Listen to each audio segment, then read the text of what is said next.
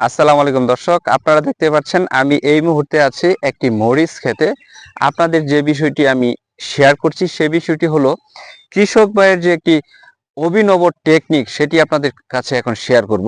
দর্শক, আপনারা দেখতে পাচ্ছেন এই যে একটি মরিচ গাছ কতগুলো মরিচ ধরেছে।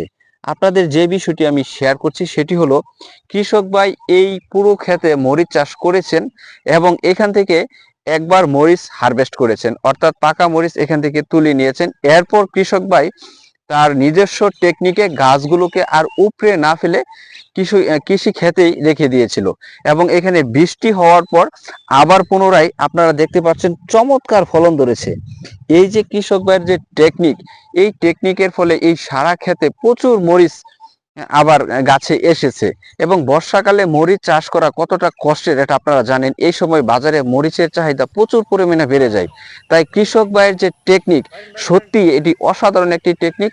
যারা মরিচ চাষ করেন আপনারা গাছ উপড়ে ফেলে না দিয়ে এভাবে যদি গাছগুলো রেখে দেন, আপনারা বর্ষাকালে প্রচুর পরিমাণ মরিচ উৎপাদন করতে পারবেন।